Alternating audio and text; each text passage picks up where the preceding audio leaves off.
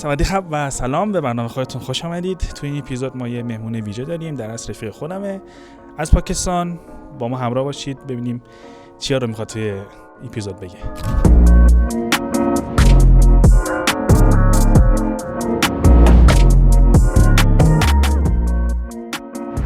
سلام علیکم آقای مجتبی. سلام آقای یونس، امیدوارم که حالتون خوب باشه. خیلی ممنون که منو دعوت کردین. خواهش می‌کنم، به برنامه خودتون خوش آمدید. خیلی ممنون، متشکرم. یه کوچولو خودتون معرفی کن به این دوربین. خب من مجتبی‌ام، متولد ایرانم، تا 20 سالگیم ایران بودم.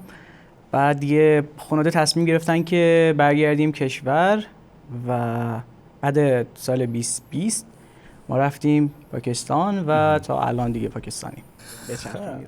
یکم از پاکستان برام بگو مجتبی. پاکستان ببینید، نمیدونم از کجاش بگم، از فرهنگش بگم، از جاهای دیدنیش بگم. کجاشو دوست داری بگم؟ از جای دیدنی هاشو بگو. ببینید دیدنیش، جای دیدنی که داره به نظرم سمت شمالش خیلی زیباست. حالا لاهور ما بگیم، لاهور مثلا جاهای تاریخی خیلی خوب داره، مثلا شاهی قلعه، پادشاهی مسجد و اینکه عرضم به حضورتون که شالیمار باغ که جزئی از یعنی ثبت شده در آثار یونسکو، درست گفته باشم، آثار باستانی یونسکو. بله.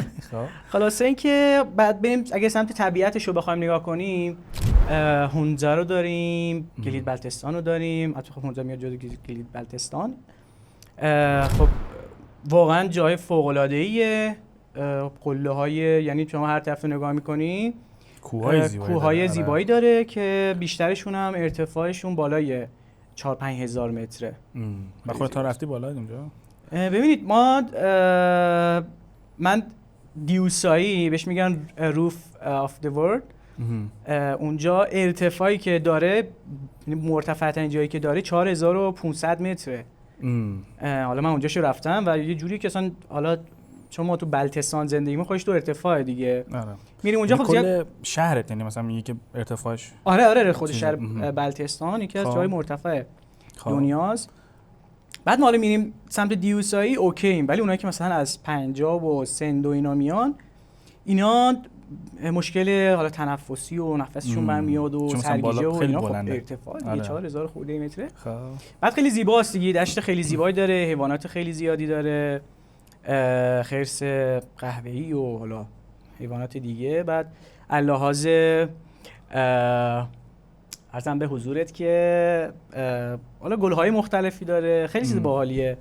مثلا به چیش معروفه؟ مثلا خیلی خب بهش میگن که بام دنیا، چون تو اون ارتفاع مثلا 4000 خورده متر یه دشت خیلی بزرگیه که اصلا سر و تهش معلوم نیست، واقعا نمیدونیم تهش به کجا میخوره. خاطر این خیلی معروفه که مثلا خوشگل و طبیعت و ولی من دیدم. آره. خیلی تو اینستا دیدم و خیلی دوست دارم برم یه بار. آره حتما تا موقعی که حالا من هستم حتما. آره با هم بریم. یا تورت خودم ردیف میکنم. چی؟ تورت خودم ردیف میکنم. بریم.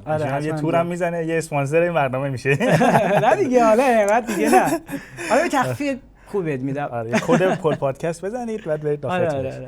بعد من شنیدم که خیلی هم فضای زمستونیه بیشتر اونجا. آره ببین اونجا خب چون تو ارتفاعات هست، حالا به خاطر کلایمت چنج و اینا یکم اون سرمایه کم شده. یعنی قبلا 6 ماه سرما بود، 6 ماه یعنی یکی حالا خود بلتستانیا میگن 6 ماه از سال سرده، 6 ماه بعدیش سردتره.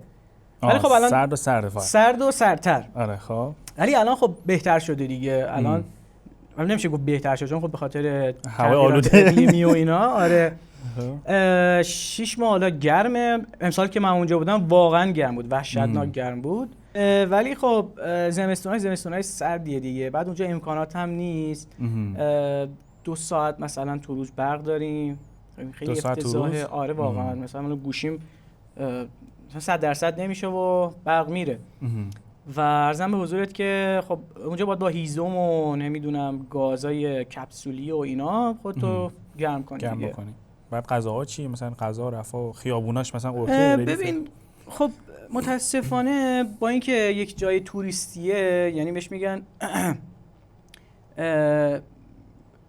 خود گلید بلتستان قطب گردشگری پاکستانه، ولی متاسفانه اونجوری که باید بهش رسیدگی بشه نشده یعنی، و مردم واقعا راضی نیستن دیگه. مثلا تو هیچ جای دنیا به نظرم نمیدونم، ولی خب خیلی جای معدودی هست که 2 ساعت تو روز مثلا برق دارن داشته باشم و اینکه خب حالا راهشون به نظرم خیلی عقب، خیلی جای کار داره، خیلی خیلی زیاد. ولی مثلا یکی طبیعتش بکره ولی از لحاظ مثلا زندگی کردن اونجا یکم سخته، خیلی سخته واقعا. گاز و اینا هم دیگه گفتی نداره، گاز اینا هم که گاز شهری که اصلا نداره، شاید بگیری کپسول بگیری، کپسولاشون خب چون مسیری که بین جایی که کپسول گاز میگیرن تا میارن مثلا بلتستان مسیر خیلی سختی هم داره، خب به خاطر اون مسیرم میکشن رو قیمت. مثلا کپسول گاز اگر توی پنجاب یک کپسول گاز 4000 باشه، توی بلتستان میشه 4500 5 تومن 5000 روپیه. 500 تومن میکشن روش. آره 500,000 میکشن روش. بعد خب مردم اونجا متاسفانه اونجا خب به خاطر اینکه برق و اینا نیست، کارخونه هم نیست، مشکلات شغلی دارن مردم و اینا، خب براشون سخته که این هزینه رو بکنن. میگم یکم سخت اونجا زندگی کردن، هم به خاطر هم شرایط آب و هوایی که داره و هم از شرایط کاری و اما دولتش با پاکستان دیگه، یعنی تحت پاکستان. خود مردم بلتستان که خب خودشون پاکستانی میدونن، اما هنوز به اون صورت دولت پاکستان گردن نگرفته. گردن آره خرابه یکم. آره نگرفته و هنوز جزء ایالت‌های آزاد دیگه. جزء ایالت‌های آزاده. مثل کیش، هم درست گفتم کیش داره؟ کیش نه، کیش جزء ایران میشه. منطقه آزاده. مثلا الان ماشینایی که توی شهر مثلا 25 لاکه مثلا 200 میلیونه، اونجا همون ماشین مثلا تو میتونی بگیری 80 میلیون، چون اونجا پلاکا همه آزاده و اینا. بعد خلاصه اینکه منطقه یه جور میشه که منطقه آزاد دیگه. بعد واحد پولتون گفتی لاک؟ نه واحد پول ما که خب روپیه است دیگه. روپیه است. پاکستانه. خب لاک بودی چی بود؟ منظور چی بود؟ 1 لاک میشه 100,000 روپیه. 1 لاک میشه. این الان اونجا استفاده میشه تو بلتستان؟ نه خب همه جای پاکستان استفاده میشه. خب لاک و روپیه چه فرقی داره؟ نه روپیه واحد پولیه. خب مثلا ما نمیگیم 100,000 روپیه، میگیم 1 لاک. یه کلمه دیگه ولی همونه. آره همونه دیگه. آره فقط بعد فرقش گفتی چقدره با ایران؟ تفاوتش گفتی چند بود؟ مثلا 1 لاک چند میشه؟ الان هر 1000 روپیه به تومن میشه 620,000 تومان. همین امروز من قیمت گرفتم. هر 1000 روپیه 620,000 تومان. آره هر 1000 روپیه. بعد اون چجوریه؟ مثلا با 1000 روپیه قشنگ زندگی میکنی یا نه، یا پول رفت آمدت؟ خب من بخوام متاسفانه بگم اینو، بنزین اونجا خیلی گرونه. بنزین اونجا لیتری حدود 200,000 تومنه. 200,000 تومان لیتری؟ 200,000 تومان. چون اینجا میتونیم باک تو با فکر کنم با همین 200,000 تومان فکر کنم باک ماشین تو میتونی پر کنی. کمتر نه؟ هم 200,000 تومانه. نمیدونم مثلا اون کارت هم هست، من نمیدونم داست. آره بعد اونجا مثلا باید، شاید باورت نشه، این واقعا خیلی رو مخه و جای یعنی خیلی ناراحت کننده است که واقعا برای یه جوون پاکستانی آرزوشه که باک موتورش پر باشه. واقعا میگم، چون اصلا دغدغه مردم یعنی جوونه اونجا، یعنی دغدغه نیست، یعنی که واقعا انقدر گرونه طرف هر موقع میخواد بره بنزین بزنه نهایت مثلا 500 روپیه میزنه که الان لیتری پاکستان 340 روپیه است. مثلا 500 روپیه بده، الان هر 100 روپیه هم بگیم آقا 60,000 تومان میشه، 500 روپیهش میشه 6 تا 35 تا میشه 350,000 تومان. 350,000 چیز مثلا 1 لیتر و نیم میزنی، 350,000 میدی 1 لیتر و نیم میزنی. خب بعد حقوقام اونجا بخوام بهتون بگم، حقوقات تو پاکستان حقوق کاری حدود 35,000 روپیه است. 35,000 روپیه؟ آره چیز کاری چی بهش میگم؟ حقوق میانگین دیگه. آره میانگین اونجا کارمندی 35,000 روپیه است. 35 حالا بگیم نه 40,000 روپیه. بعد تو بخوای یه موتور هم داشته باشی به نظرم نصف حقوقت باید بدی پای بنزین. آره پول برق و این چیزا هم هست دیگه. آره پول برق، مثلا الان کولر گازی شما بخوای، ما لاهور میشینیم، حالا ما انقدر استفاده نداریم، ولی دوستانی که خب مثلا 18 ساعت از روز یا مثلا 20 ساعت از روز رو کولر گازی استفاده میکنن، مثلا میبینیم سر برج 40,000 روپیه پول برقشون اومده. 40,000 روپیه الان مثلا 10,000 روپیه بگیم 6 تومن 6 چهارتا همونقدر میشه. همونقدر 6 چهارتا چقدر میشه؟ 24 میلیون فقط. یعنی تو باید بدی پول برقت. مثلا بخوای من اینجا اومدم به دوستانم میگم، دوستانی که ایران زندگی میکنن، میگم که آقا تو میخوای رفاهی که توی ایران هست رو توی پاکستان داشته باشی، حداقل باید 1,50,000 روپیه، یعنی 150,000 روپیه حقوقت باشه. 150,000 روپیه میشه حدود 80-90 میلیون تومان. ولی شما همون رفاهی که تو ایران داری رو میتونی مثلا با 30-40 میلیون جمعش کنی. کارت رو بندازی. آره واقعا این پوانیه که خب ایران داره و یه جورایی خب حالا حسودی نمیشه گفت، ولی خب خوش به حالتونه دیگه. آره. اینجا با نصف حقوق اون. آره دیگه. من قبول دارم که پول مثلا مالیات و اینا هم حتما دارید دیگه، حتما مالیات و اینا نه اونقدر نمیگیرن. نه ولی خب حقوق انقدر کمه و خب نیرو اینا انقدر گرونه، حالا برق و گاز و اینا دیگه خودش کافیه دیگه. انقدر فشار رو مردم از حالا واقعا یه چیزی همینم دیگه پول مالیات هم دیگه بگیره دیگه پدرشون در میاد. البته ما هم تو تایلند هم همین داستان داریم، اینه که پول برق اونجا افتضاحه. حالا من تو اپیزود قبلی هم گفتم واقعا پول برق اونجا افتضاحه. یعنی پولی که اونجا میفته اگر من الان بگم 1000 بت الان شاید بشه حدوداً 5-6 میلیون تومان. 1000 بت 1000 بت. حقوق اونجا چقدره؟ چه؟ حقوقای اونجا پایه؟ اونجا مثلا پایه مثلا از 25 شروع میشه تا 35,000 بت. خیلی خوبه. آره اونجا میشه یه زندگی خوبی میتونی داشته باشی، ولی واقعا پول برق یه چیز اذیت میکنه. یکم پول برق و نمیدونم پول، حالا ما هم کپسولی یعنی چیز نداریم، لوله کشی چه شهریش میگن اینا، ما اینو نداریم و اینا رو بخوایم هر سال بخوایم بدیم واقعا افتضاحه. و روش هم مثلا مالیات میخوره، حالا مثلا اون میخوره این میخوره. ماشین بخری کلی مالیات داره. بنزین اونجا هم خیلی افتضاحه. اونجا اینجوریه. بعد کلا اصلا داستان داریم ما، ولی خدا شکر برقمون خوبه. برقمون قطع نمیشه. آره اونجا داره میونه کلامت. اونجا حالا بلتستان رو این فاکتور بگیریم که مثلا گلید بلتستان کلا مثلا حالا تابستونش یکم بهتر میشه، این 7-8 ساعت برق است، ولی توی زمستون 2 ساعته. ولی سمت مثلا لاهور جایی که الان من زندگی میکنم زمستوناش که خب برق نمیره، ولی خب تابستونا هر از گاهی مثلا 1 ساعت و نیم برق میره. آره. برای همیشه برق میره دیگه نگفتی؟ لاهور یعنی هر سال همین. آره دیگه. خب آره داستان است. ببین خب پاکستان جمعیتش هم خیلی زیاده واقعا. آره خیلی زیاده. مثلا لحاظ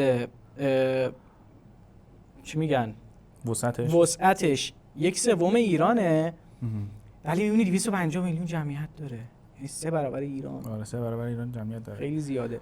ولی بنگلادش بهتون میرسه، اون 180 صداش نمیرسه. ببین یه آماری که من دیدم پاکستان سالی 6 میلیون به جمعیتش اضافه میشه.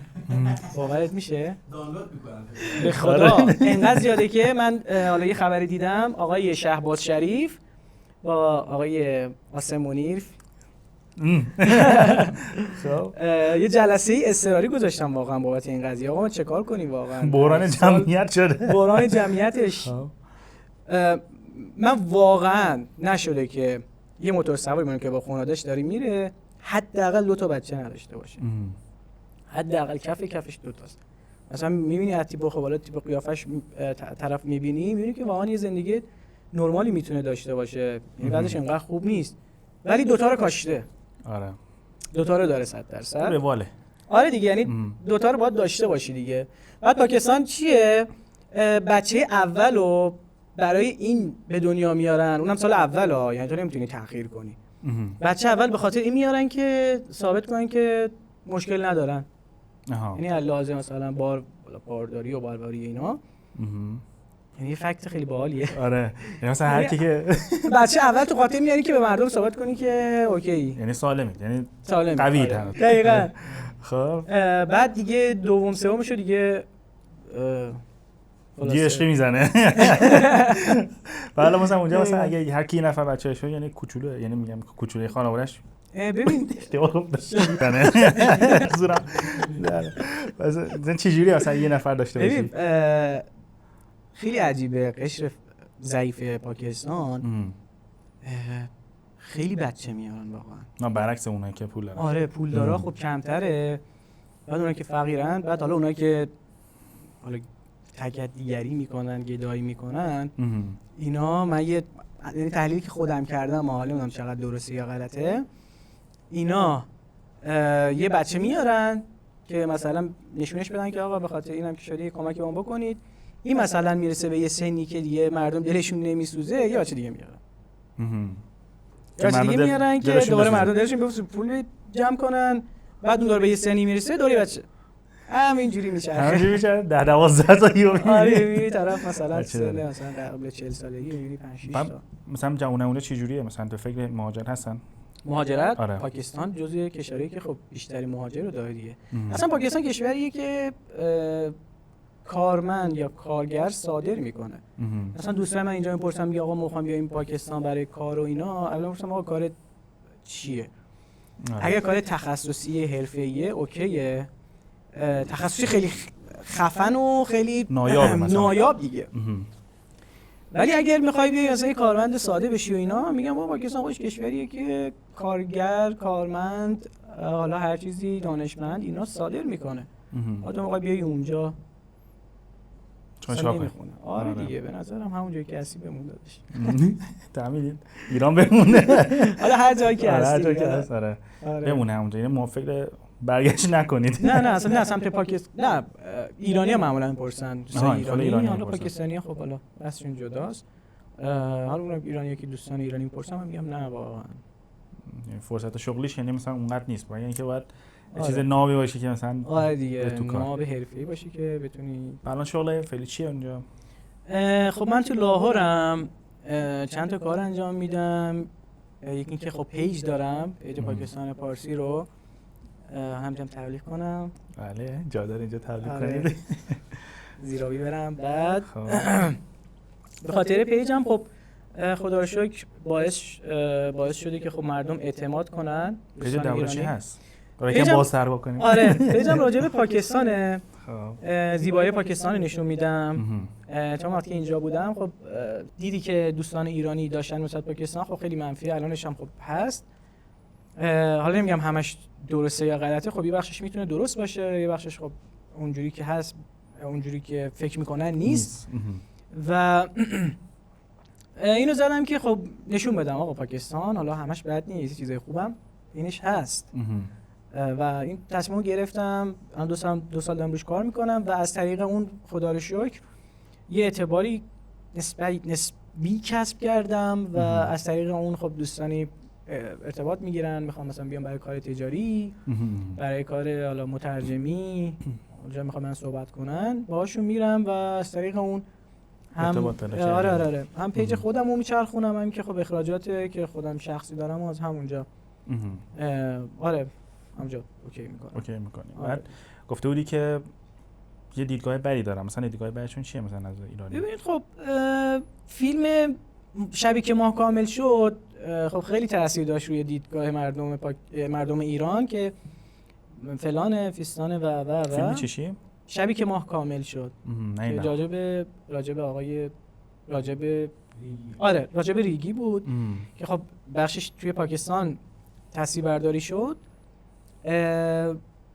خب دیدگاه خیلی عجیبی نسبت به پاکستان داشت و خب خیلی خراب شد پاکستان.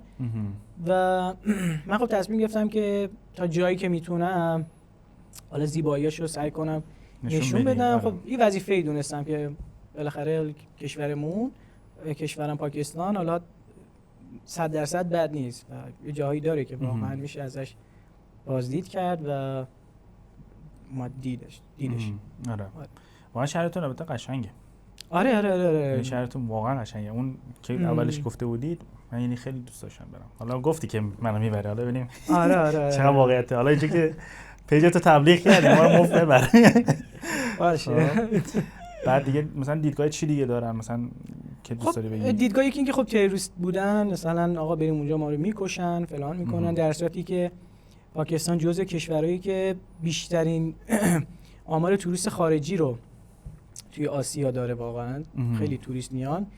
و یه چیز فکت جالب راجع به پاکستان بگم اینه که هر یوتیوبری حالا چه از خارج از مثلا آسیا و اروپا و آمریکا و اینا میان اونجا، حالا ایرانی هم دوستان بعضیا که میان پاکستان، ببینید فالوور و ویو خیلی میده پاکستان. نمیدونم چرا، چون به نظرم یکی دلیلش میتونه این باشه که خب چون خیلی نرفتن اونجا ندیدن و وقتی که میبینن واقعا چیه، مثلا سمت شمالش خیلی ویو میگیرن. آره مثلا من پیجای این توریستای خارجی رو که میبینم، ویوهای سفرش به پاکستان مثلا میلیونی ویو داره، بعد بقیه سفرهای کشور بقیه که رفته مثلا میبینی مثلا پیج مثلا میلیونی ها، 1-2 میلیون فالوور داره، مثلا بقیه مثلا 300,000 تا 400,000 تا اینا. ولی خب برای اونا که پاکستان اومده پستایی که گذاشته بالای مثلا 1 میلیون ویو خورده. حالا ویو بگیرش خوبه پاکستان، ویو بگیرش خوبه.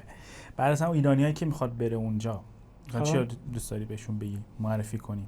ببینید پاکستان یه مشکل داره، اینه که خب به خاطر گرون بودن بنزینش یکم هزینه میبره بالا و بعد مسافتایی که جای دیدنی داره کم دوره، اصلا فاصله زیاده، فاصله زیاده. خب شما مجبوری هوایی سفر کنی، خب زمین یکم سخته. مثلا میبینی شما بخواید از کراچی بیای لاهور 16 ساعت 17 ساعت شما سوار باید اتوبوس بشی و اینا، یکم سخته.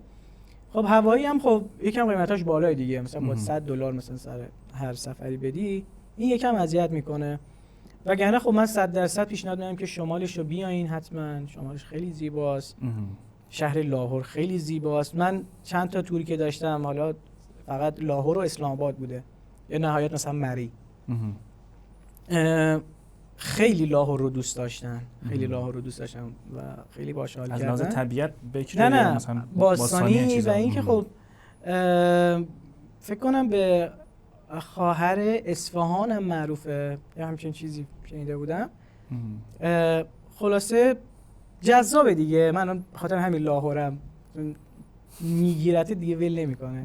آره یعنی اصلا دلنشین میشه. دلنشینه واقعا. آره واقعا. اگه الان میخوای بگی به مثلا به من میگفتی که مثلا تو بلتستانی هستی، واکنش پاکستانی چجوریه مثلا نسبت به؟ خیلی خوبه. دید مردم پاکستان نسبت به مردم ایالت گیلگیت بلتستان خیلی عالیه. یکی اینکه خب به عنوان مردم صادق، مطمئن و اینکه خوشگل، خوشتیپ. حالا اونا که خب جداست اونا. آره اون راستش جداست. و اینکه به خاطر جاذبه‌ای هم که داره بیشتر مردم پاکستان واقعا آرزوشونه که خب میگم گرونه دیگه یکم سمت ما بخواید بیایید، واقعا آرزوشونه که گیلگیت بلتستان رو ببینن. خیلی دوست دارن ببینن و به خاطر اون دیگه اعتبار ما دیگه رفته بالا.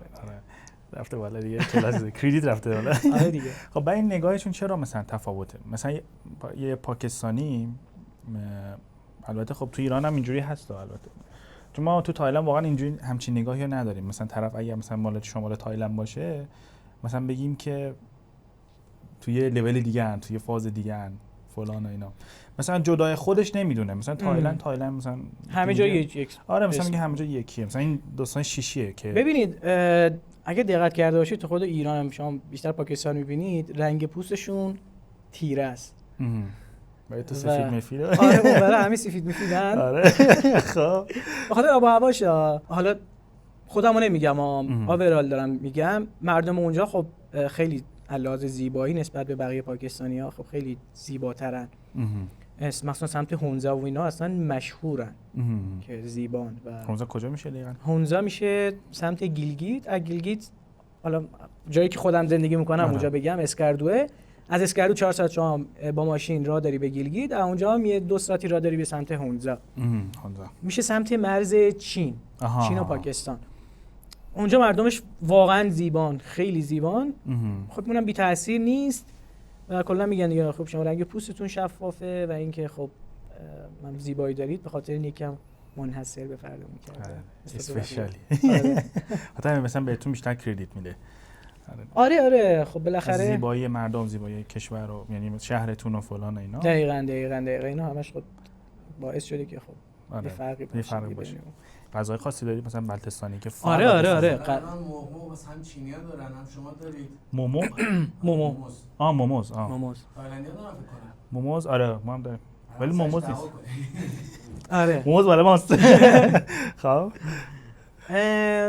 غذاهای سنتی که خب خیلی داریم دیگه، دسی مثلا غذای بلتستانی باشه که تو پاکستان مثلا میدونن که این غذا بلتستانیه. خب بیشتر موموز دیگه. حالا موموز فکر کنم چینیه ولی خب به اسم چون 99% کسایی که غذای چینی توی پاکستان سرو میکنن بلتستانیان و تا الان من هر چی غذای چینی خفن خوردم از دست بلتستانیان، از هم شهریامون خوردم. و اگرم غذای چینی آره مثلا فرای رایس، جومن، حالا موموز و اینا. ولی خب مثلا بقیه شهران حالا که پنجابی اینو درست میکنن واقعا اونجوری که بلتستانی درست میکنن اصلا در نمیاد کار. چون بالاخره یه جورایی هم نگاه کنی از لحاظ خونی ما یه ربطایی داریم دیگه خب به سمت چین اینا. آره دیگه تبتی دیگه، آره. جزئی از تبتن دیگه. بعد خلاصه این که غذایی که ما خودمون داریم بیشتر غذای گرمه دیگه، چون اونجا منطقه سردسیر بود.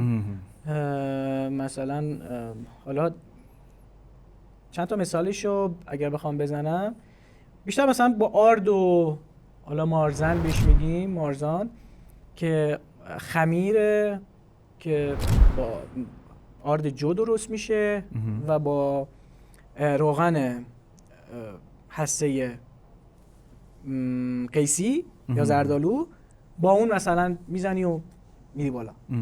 و خیلی خفنه. گوشت چیزی نداری فهمیدم. چرا مثلا کنارش آبگوشت هم هست دیگه. آبگوشت حالا میتونه گوسفندی باشه یا مرغ میتونه باشه. خب آره خیلی سنگینه که باید بخوری با آره که 100%. چون الان جدیدن خب آمار سکته و اینا خب خیلی رفته بالا دیگه به خاطر این غذا. آره دیگه خب به خاطر چرب و چیر. خب آره درسته کیفیت محصولات اینا که میان پاک بلتستان زیاد خوب نیست ولی خب این مار و اینا مارزن منظورم روغنه، این خوردنش هم بی تاثیر نیست دیگه. خب طرف میخوره بعدش میخوابه دیگه. حالا قدیما میخوردن میرفتن سر زمین آره ولی خب الان کاری نیست دیگه متاسفانه. میخوام سکته میکنه. خب دار که بره تعداد که میخوام میمیرن تو. خب بعد یه غذا چی دارید؟ الان خوبه یا بده؟ من موندم بگم اینا میخوره نمیره. ببین دیگه برای مثلا اول یه ایرانی یه توریست میاد بره اونجا نباید اینو بخورن یه قطعا. همونه قضیه دار که داری. نه اتفاقا جدیدن اینقدر رستوران‌های حالا خونگی بیشتر خب این کارو میکنن. هزینه‌ش خیلی زیاده ها. مثلا می‌بینید طرف یه سفره بخواد برات بندازه، سفره سنتی منظورم بلتستانی سفره نه، بخواد برات بندازه قشنگ می‌بینی باید 15 تومن میافتی، 15 میلیون تومن ماهواره یه سفره غذا. آره مثلا یه سفره غذای سنتی بلتستانی بخواد برات پهن کنه اینقدر میافته، چون بخاطر اینکه همه چیزش طبیعیه و خب سنگین هم هست دیگه. اینجوری نیست که اصلا طرف تو خورش شب بمیره. ولی خب باید نهار بخوری که بعدش یه مثلا پیاده روی داشته باشی. با یه کاری بکنی بگیری نخوابی. آره. بعد دیگه مثلا این غذای تاپتونه. بعد آره مثلا بخوام صبحونه ما بیشتر چیز می‌خوریم دیگه، کوربا و چای نمکین. نمکین چای. آره درست گفتم؟ چای نمکین. خب آره چای نمکین. آره که با چای سبز و بعد یه پروسه خیلی طولانی داره. چای سبز نیست، فرق میکنه. چایش فرق میکنه. آره شکلش شبیه چای سبز. آره من چه گفتم چای سبز. رنگش هم سبز نیست. یعنی میزوشونی رنگ صورتی میده. صورتی پررنگ. دیدی؟ آره. آره. آدم کشمیری درست. آره. قشنگ مثل هم دیگه. یه رنگ صورتی میگیره. از اون ورداره میخوره میبینه از اون صورتیه. بعد صورتی میشه، بعد شیر میریزن، بعد باهاش مثلا با روغن زردآلو هم میتونیم. روغن زردآلو یعنی هسته زردآلو دیگه. کلا همه جا میذارید؟ آره، هم با اون میتونی بریزی بخوری، هم میتونی با کره بخوری، کره محلی. اونجا قیسی و زردآلو. حالا عکسشو به نظرم بذارید تو تدوین، چون صورتی و جذاب. آره. خب حالا سرچ کنید میاره. خلاصه اونم با آرد و ماست و ارزم بزرگتونه که تخم مرغ اینا درست میشه. خیلی چیز باحالیه که بیشتر صبحونه میخوریم. بعد عزوق هم هست که یه کلوچه بلتستانیه، اونم خیلی مثلا ما بیشتر تو مجالس ازش استفاده کنیم برای مثلا تبرکات و اینا. اونم خیلی خوشمزه است که با چای هم میتونیم، با چای نمیکنم، خیلی جوابه. خب اینا بخوری باید راه بری یادش. نه اونا اوکیه، بخوام بیام اتفاقی نمیاد. خب بعد مثلا زندگی که اونجا که میگی، خب چه چیزی هست که مثلا مردم شهر که اونجا مثلا میگن که بابا مثلا همچین چیزی هم هست مگه اونجا، مثلا زندگی کوه و ارتفاع و اینا مثلا عجیب باشه؟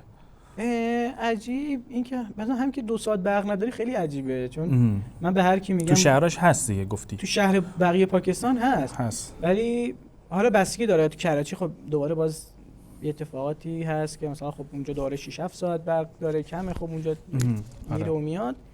ولی خب بلتستان دیگه واقعا دیگه نوبرش آورده دیگه، روزی 2 ساعت حرفه‌ای. آره دیگه، میگم بابا گوشی شارژ نمیشه. خب چجوری زندگی میکنه اگه مثلا برق نداره؟ مردم دیگه خودکفا برای خودشون باتری زدن، یو پی اس و سولار و سیستم و اینا. آره خلاصه یه جوری کارشون رو راه میندازن دیگه، وگرنه نمیشه زیاد توقع داشت به بالا. چه بالا. بعد گفتی که رفتی اونجا نه گفتی اینجا بودی 20 سال ایران بودی و برگشتی پاکستان، یعنی هم شهر خودتون بلتستان. وقتی که برگشتی اینجا چه تفاوتایی دیدی توی ایران؟ ببینید چند سال البته گپ داشت؟ اینو من بپرسم. 6 سال فکر کنم. 6 سال یعنی گپ داشت که اونجا بودی و آره. ببینید حالا ما زمانی که اینجا بودیم، حالا به خاطر کار پدر ما مثلا 6 ماه میرفتیم پاکستان رو دور برمیگشتیم. تو اون 6 ماه واقعا تغییرات می‌دیدیم توی ایران. حالا تو بخوای بعد 6 سال بیای که خب خیلی تغییر کرد. خیلی تغییر کرد واقعا. چیزی که خیلی برات بول بود کدوم بود؟ اون راههای جدید که باز شده، اون مثلا خیلی راههای جدید باز شده. قبلا نبود، کوچه بود مثلا خیابونش کردن و حالا میگم چیز جذابی، ولی خب خیلی اوکیه دیگه، بالاخره پیشرفتی بوده، یه جای جدیدی باز شده و اینا. ولی خب تو پاکستان اونقدر زیاد نمایان نیست. خود بلتستان حالا من جایی که اهلش هستم صحبت میکنم دیگه. ولی خب اونجا واقعا تو بعد مثلا 10 سالم بیای شاید اتفاقی نیفتاده با همونجوری 2 ساعت برق نیست. آره همونجوریه واقعا که تو 20-26 برق نیست. خب یه جلوتر. بعد از سبک زندگی و اینا چی مثلا تو ایران؟ خب آره خب بالاخره خب فضا یکم بازتر شده و اینکه مردم خب آزادتر شدن دیگه نسبت به قبل که ما بودیم. همین آره زیاد خب فرقی نکرده. خب همون مردم با فرهنگ واقعا این تمیزیشون، من همیشه مثال میزنم به دوستان پاکستانیمون، میگم که آقا این خیابونی که ما میشینیم میشه گفت یه جای متوسط شهر، حالا بالا شهرش هم نیست پایین شهرش هم نیست. از تو ایرانه دیگه. آره. خب اون نظافتی که اون خیابونه داره، اون زیبایی که اون خیابونه داره، من واقعا میتونم شرط ببندم که شاید بالا شهرهای پاکستان که مثلا میگه آقا تاپ پاکستان دیگه بالاتر از این نیست، حالا یکم درخت و اینا داره، واقعا برابری میکنه. اگه بهتر نباشه بدتر اصلا نیست. حالا من یه مثال میزنم که جای مثلا خیلی نرمالیه، بالا شهر نیست. مثلا تو ایران خیابون عادی دیگه، یه خیابون عادیه ولی خب میتونه بزنه خیابون مثلا خفن پاکستان علاوه نظافتی. خب این حالا نمیگیم که حالا شهرداری تمیز میکنه، نه قطعا اونا زحمت میکشن، حرفی درش نیست، ولی خود مردم خیلی با فرهنگن، خودشون میدونن مثلا آقا این زباله است. بعد یه چیز خیلی باحالم که هست، هر مغازه داری یه دونه سطل زباله گذاشته جلو مغازه‌اش، ولی خب تو پاکستان اونجوری اونقدر نیست. مثلا میبینید من خودم خیلی بار شده توی پاکستان یه زباله رو مثلا میبینی 2 کیلومتر باهاش رفتم، جا نبوده که بندازم. خب آره چه کار باید بکنم؟ خب همه نمیتونن که اینو بگیرن بچرخن که. آره دیگه مجبور میشن که خب بندازن. حالا خودش شهرداری هم انقدر زیاد کار نمیکنه اونجا که مثلا یه سطل زباله بزنه مردم بندازن زباله‌شونو. ولی خود مردمش هم اونقدر زیاد خب فرهنگ تمیز نگه داشتن شهر رو ندارن. خب متاسفانه بیشتر فرهنگ‌سازی نشده یعنی. آره فرهنگ‌سازی نشده. خب این به نظرم خیلی خفنه تو ایران. آقا من همیشه قبطه می‌خورم که چرا این تمیزی رو تو پاکستان نمی‌بینی. پس میگه که مثلا بعد 6 سال مثلا خیلی تغییراتی دیدی توی آره تغییرات خیلی مثبتی بود واقعا. بعد توی مثلا بلتستان خودتون سبک زندگیشون چجوریه؟ مثلا سنتی مدرنه؟ خب بالاخره تلاش میکنن که مدرن باشن اینا، ولی خب بعضی جاها هست که خب بهشون رسیدگی نشده و دیگه مردم مجبورن که اون سبک سنتیشون رو داشته باشن، سبک سنتی زندگی میکنن. و اینم بگم که مردم پاکستان هنوز روی مثلا درسینگشون، لباسی پوششی که دارن هنوز هستن، یعنی همون لباس پاکستانی خودشون پوشن. حتی مثلا خودتون پوشیدین؟ خب حالا مثلا میبینی طرف بازیگر، آرتیست، هر چی که هست، ولی خب میبینی قمیص شلوارش رو میپوشه و همیشه هم آپدیت میشه دیگه. این اینجوریه که مثلا ثابت بمونه. خب تیپ‌های طرح‌های جدید جذاب اینا میاد و همیشه تاپ هست دیگه، همیشه میپوشن. و حالا من یه کلیپ نمیدونم میتونید بذارید یا نه. حالا گفتید که سنتی زندگی میکنن. ما رفتیم روستای شیگر توی ایالت بلتستانه، گیلگیت بلتستان. روستا شیگر با رفیقم رفته بودم. ببینید یه پل داشت که به نظرم ترسناکترین پل جهان میتونه باشه. ببین 4 تا چیز بود، میله بود، میله آهنی، طناب آهنی، نمیدونم چی بهش میگن، طناب آهنی بگم چی بگم، مثل اسلینگ میمونه. آره مثلا دیدید روی پلا مثلا میکشن 4 تا گنده است. ببین 4 تا از اونا بود. خب بعد 2 تا طنابم اینجا بود، مثلا تو دستاتو بگیری. بعد فشار آب بهت بگم قشنگ 70-80 کیلومتر فشار آب بود. یعنی با سرعت داشت میرفت. تو باید مثلا یه فاصله 20 متری رو باید میرفتی. 20 متری رو باید مثلا اینو طی می‌کردی. بعد وسطاش که میرسیدی حس می‌کردی که داری با آب میری، داری با آب حرکت می‌کنی. خب روی اسلینگ باید راه بری؟ آره دیگه. فهمیدم یه دونه اسلینگ داره. همون 4 تا نخ آویزون کردن. نخ مثلا آویزون نگه یه جایی گذاشت. خب خیلی ترسناک بود. نمیدونم اگه میتونید بذارید خیلی باحاله.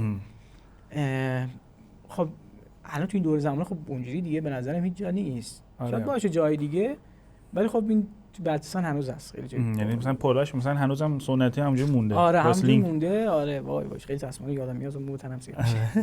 خود رفتی تا حالا مثلا خود را؟ آره من رفتم دیگه. میگم که اگه میتونید کلیپشو بذارید براتون. بفرست برام. بزنیم این تیجه. بعد دیگه سبک مثلا زندگی دیگه چی؟ بعد خب خوراکی‌ها هست و در ضمن بزرگم که پوشش‌ها هست، حالا کلاه و اینا. خب بعد مثلا مهمون نوازی اونجا چه جوریه؟ مثلا مردماشون مهمون نوازن مثل ایران؟ آره واقعا 100%. من واقعا تا الان هر جایی که رفتم مثلا میرفتم برای ولاگ و اینا خیلی تحویل میگرفتم. مثلا معروف اونجای دیگه مثلا میشناسن منو؟ نه من خب من کانتنت چیزام من فارسی البته. ولی خب یادم یه بار ساعت 2 نصف شب، 1 نصف شب بود، داشتیم میرفتیم سالن. بعد که بچه گفت آقا من میرم آب میگیرم از یه سوپری باز بود، رفت اونجا. بعد دید داره ولاگ من نگاه میکنه. زمانی که من شروع کردم از همون بلتستان شروع کردم، بلتستان اول پوشش دادم. بعد رفیقم گفت این یارو که می‌بینی تو ماشین نشسته داره می‌بینی فوتبال. بعد ما تو ماشین بهم تعریف کرد، گفت واج این داشت ولاگ تو نمی‌کنه. نه خرکه شده بود. خلاصه اینکه بالاخره مهمون نوازیشون واقعا تاپه. آره تا آدمای آرومی ان دیگه نه معمولا؟ یا این پاکستانی‌ها واقعا آرومن. خیلی آرومن.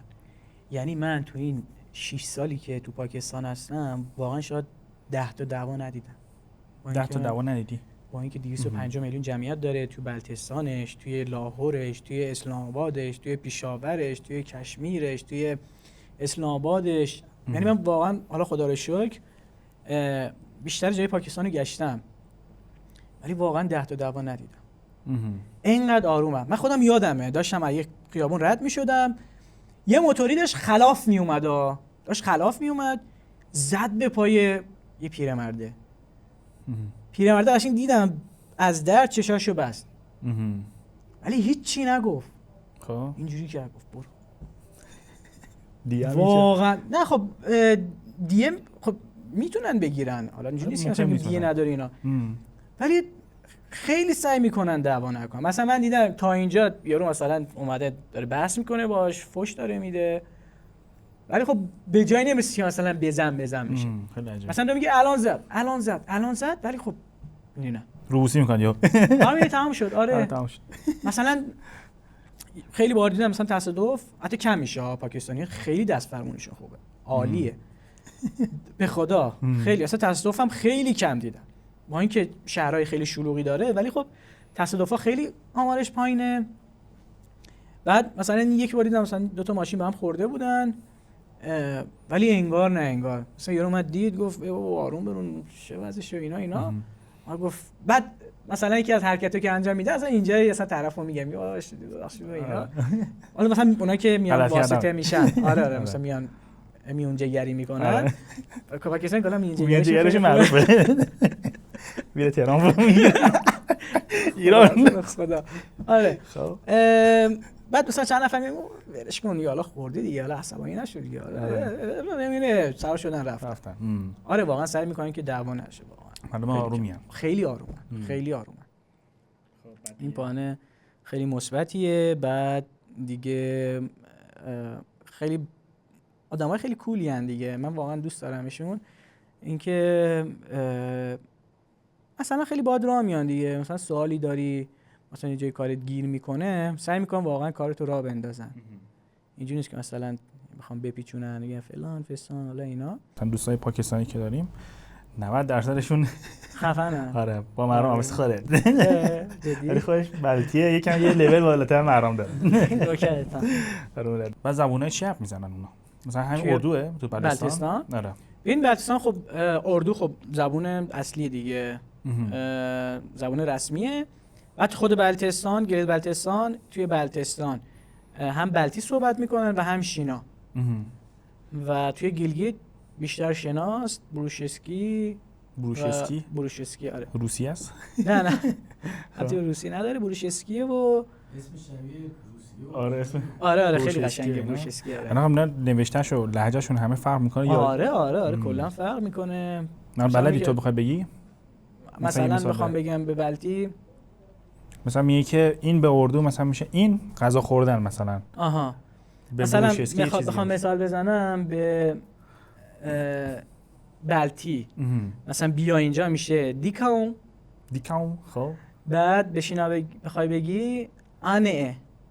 خب خیلی فرق داره. مثلا بلتستانی بلتی ها اونا که بلتی صحبت میکنن میشن بلتی، اونا که شینا صحبت میکنن میشن شین زبان. آره و مثلا اینا مذهبشون یکیه یا چی؟ مذهبشون بیشترشون مثلا از هندو نه همه یکیان. آره مسلمونن.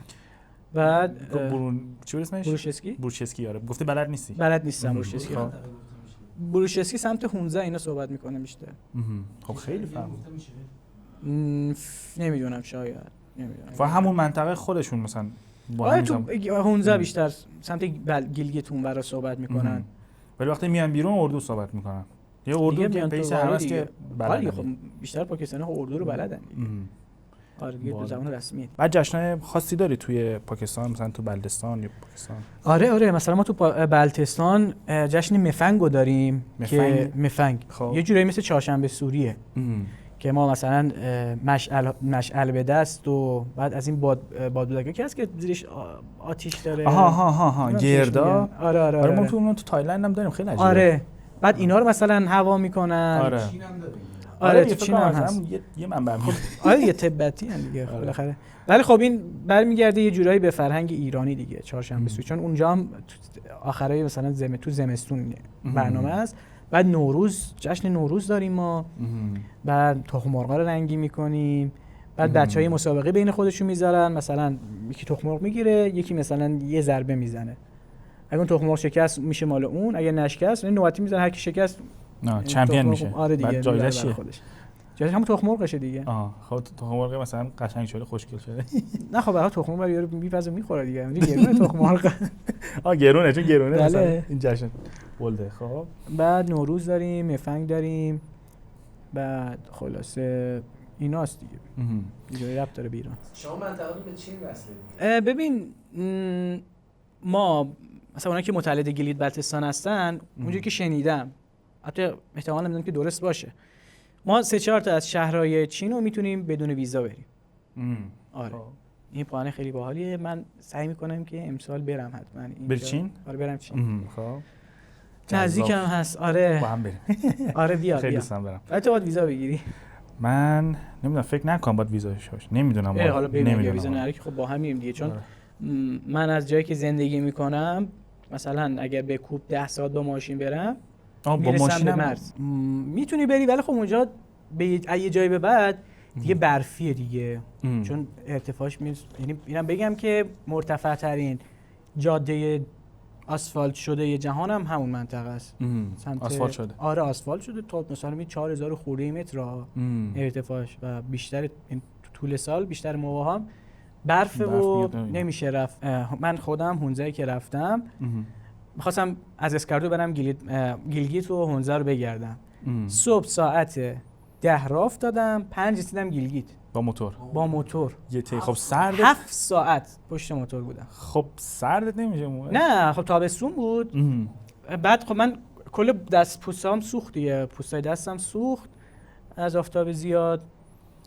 خب جاده‌ای فکر کنم خیلی قشنگی دارید. قشنگ هست ولی خب خیلی قشنگه البته KKH کاراکورام هایوی چینیام ساختم، بعد خیلی قشنگه. بعد تو وسط راه یه میمن منظاری میبینی که اصلا خیلی حالت بهتر میشه.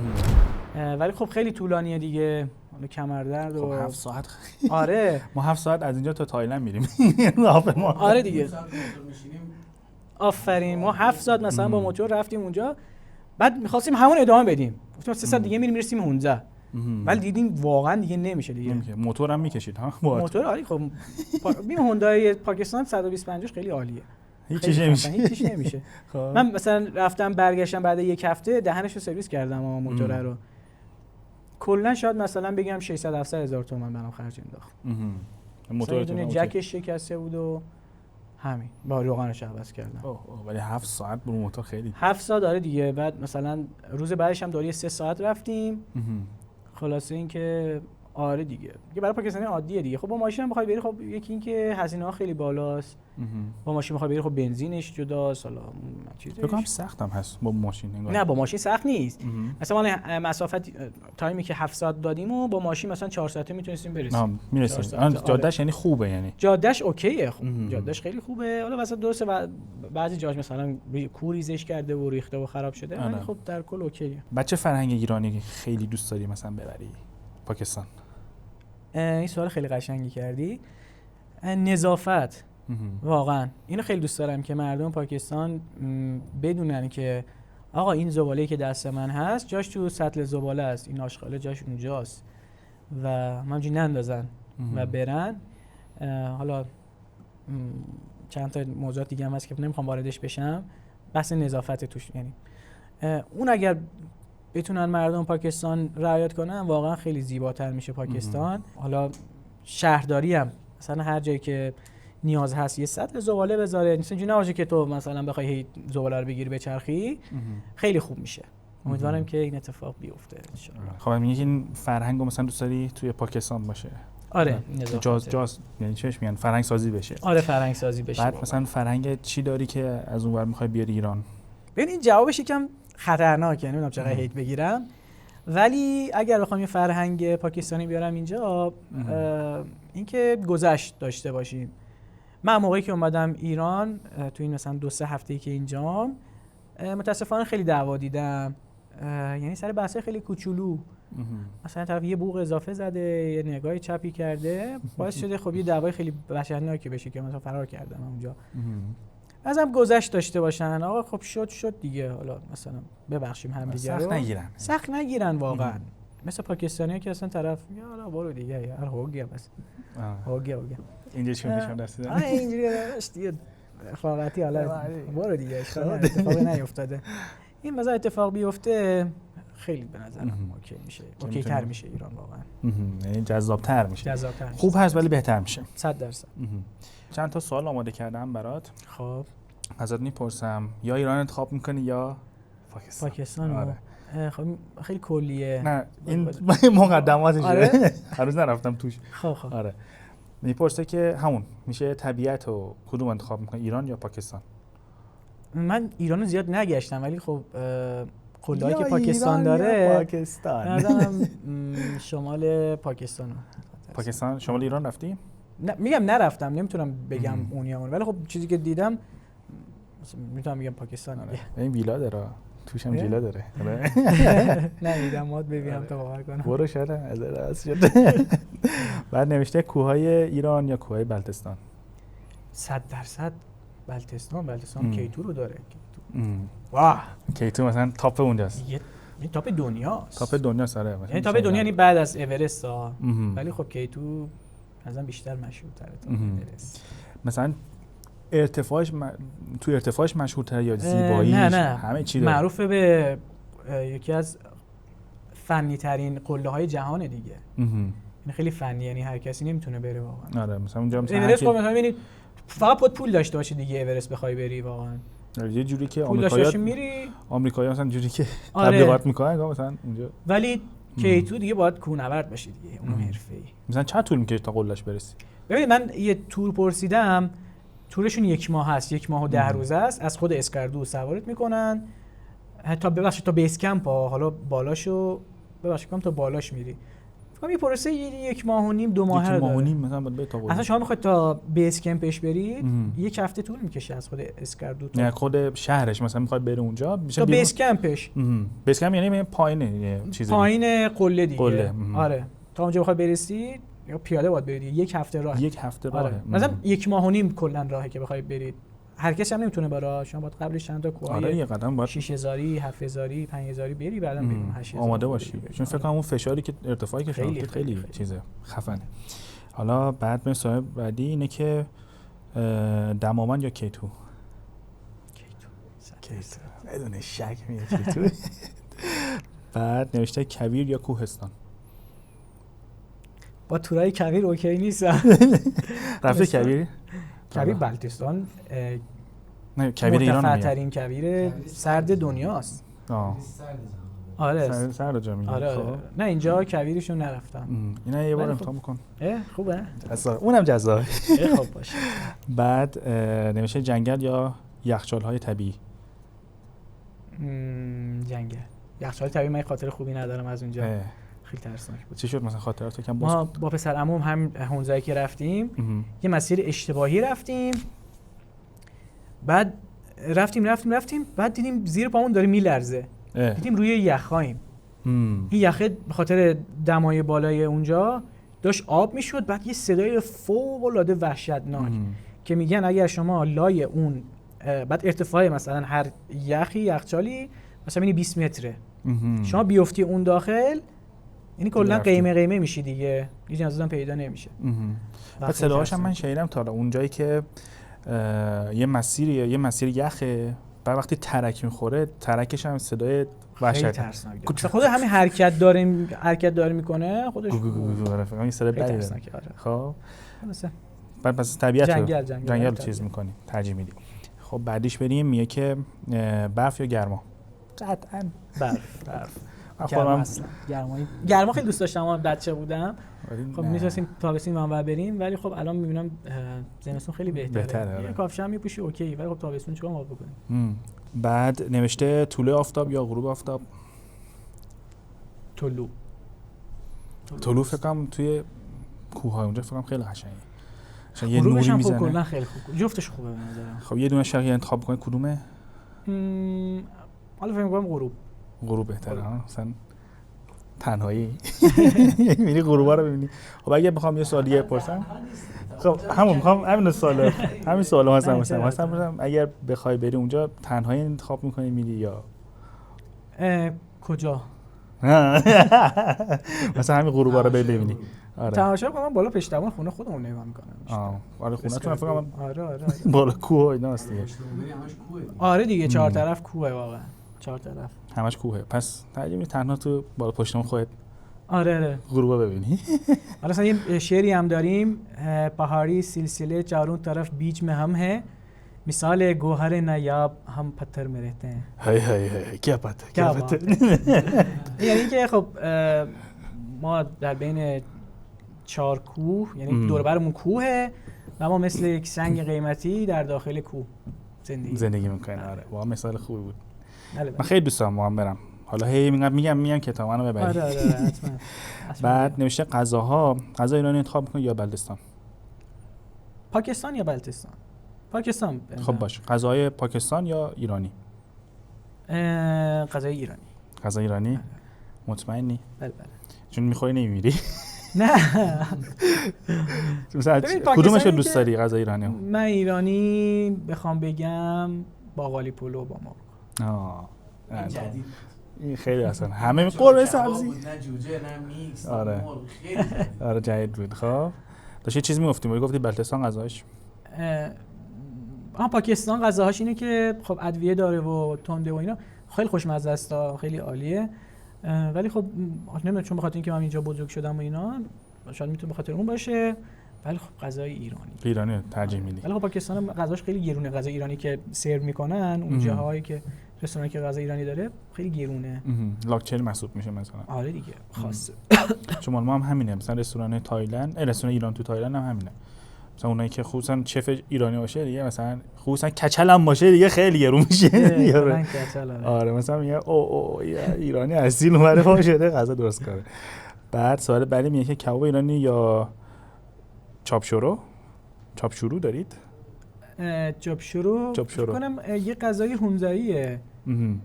آره فکر کنم اونه من خوردم. آره. خب کدوم انتخاب میکنه بین کباب ایرانی یا اون؟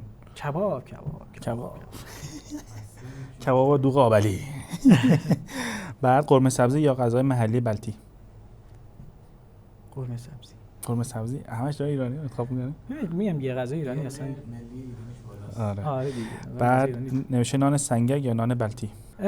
خب بلتستان پاکستان خب نونای مختلفی دادی. حالا چون دوستان افغان هم اونجا هستن بعضی نون افغان میزنن، بعضی نون حالا خود پاکستان متنوع زیاده. تنوعش زیاده. خونم درست میکنن. آره تو بلتستان که خب بیشتر تو خونه درست میکنن و آره دیگه من نون سنگک بربری و سنگک 6 سال واقعا نسخ نون سنگک بود. نسخ بودی. بعد نوشه چای ایرانی یا چای بلتی؟ چای بلتی. آره نه همون چون صورتیه. نه خوشمزه تره. چرا اینا میذاریم ما. بعد نوشه دوغ یا چای کره بلتی؟ کره‌ای بلتی؟ دوغ ایرانی. دوغ پاکستانی ها نمیدونم تو شکر میریزن، یه چیز عجیبیه. دوغ پاکستانی؟ آره نمیدونم شکر میریزن بعد شیرین بهت میدن دیگه. چیز عجیبیه. سفیده دیگه. سفیده 100%. ولی شیرینه. حال نمیده. دوغ نیست به نظرم که بهش میگن لسی. حالا که دوغ بگه ولی خب نه دوغ ایرانی انتخاب کنی. بعد از لحاظ فرهنگی نوشته مهمان نوازی ایران یا بلتی؟ پاکستانی. آره. بعد نوشته لباس سنتی ایرانی یا لباس سنتی پاکستانی 100%. نوروز یا جشن‌های محلی بلتستان؟ شاید باورت نشه جشن‌های محلی بلتستان همون مثل ایرانه ها. یعنی همون نوروزه. آره نوروز رو داریم، چهارشنبه سوری داریم. اینا الان من توضیح میدم. موسیقی ایرانی یا موسیقی پاکستانی؟ سخت شد. نمیشه بگم دوتاش؟ نه یا یه دونهش یا هیچی. ایرانی. موسیقی ایرانی؟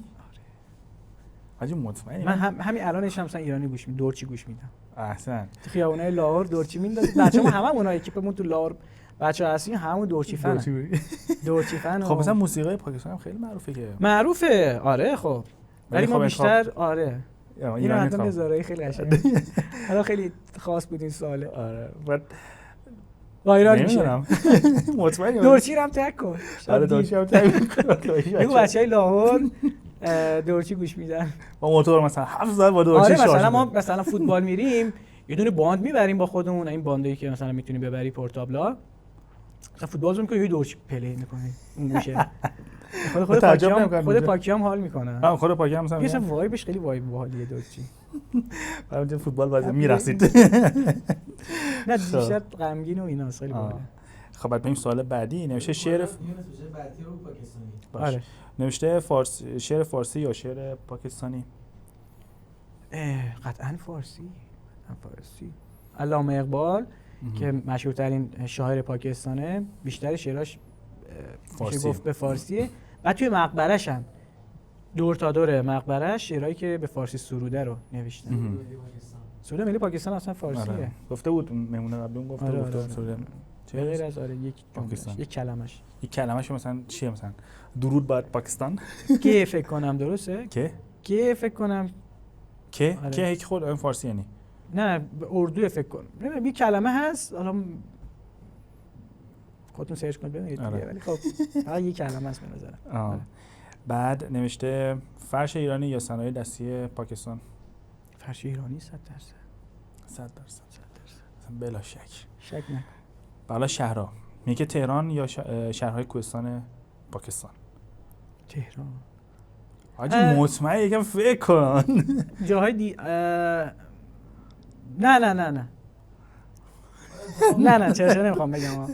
نه من شهر کوهستانی. هونزه اصلا قابل قیاس نیست. همین الان گفتی شبیه یه نگین وسط. آره. نه من منظورم خود مردمش بودیم، ما نگینیم. آره. ولی هونزه اصلا قابل قیاس نیست اصلا با شهرها هیچ جای دنیا به نظرم اگه بخوایم بگیم نه فقط شهر تهران، کل شهرها اگه باشم اونجا ترجمه میدم. حاجی خیلی کل شهرها، کل پاکستان یا کل ایران میگی؟ نه آره، مثلا نوشته بود که تهران یا شهرهای کوهستانی پاکستان، کدوم رو ترجیح میدی؟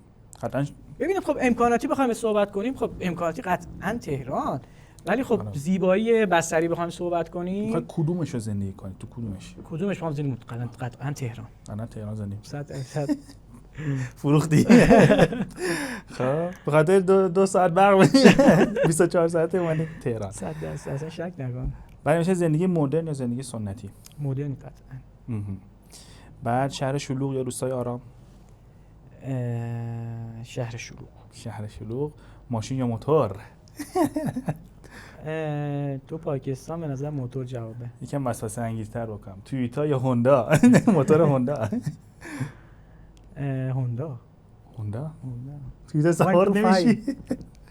من موتور سوار نشدم اصلا. خب بعد نوشته خانه شهری یا کلبه کوهستانی؟ من کلا با بروز بودن خیلی اوکی تام تا اینکه بخوام برم این اون برم. شهر بشین زندگی تو بکنی، وای فای جارم بشین. آره دیگه برق داری. بلتیتون نمیخواد بریم بلتی کوهستان، نمیخواد تو گوشیت ببین دیگه. آره تو گوشی ببین کافیه. خب نوشته صبح یا شب زنده داری؟ شب زنده داری قشنگ‌تره نه تو پاکستان. نوشته سفر جاده یا کوهنوردی؟ جاده چون با موتوری. من همیشه با موتورم. نوشته کمپینگ یا هتل؟ سوال خوبیه. کمپینگ یا هتل حاجی؟ هتل. کمپینگ خب سخته دیگه. حاجی کمپینگ اصلا از من بپرسی من همیشه کمپینگ هستم. خب شاید برات اوکی کردم، همه چیز اوکی بوده، فقط تو رفتی خوابیدی، ولی خب بخوای خودت کار کنی، چوب بیاری و اینا، او اصلا کی حوصله کی بگن. جذابیتش رو همینه. هتل ترجمه کسی حوصله نداره. هتل 100%. بعد نوشته طبیعت گردی یا گردش شهری؟ طبیعت گردی. دریا یا کوه؟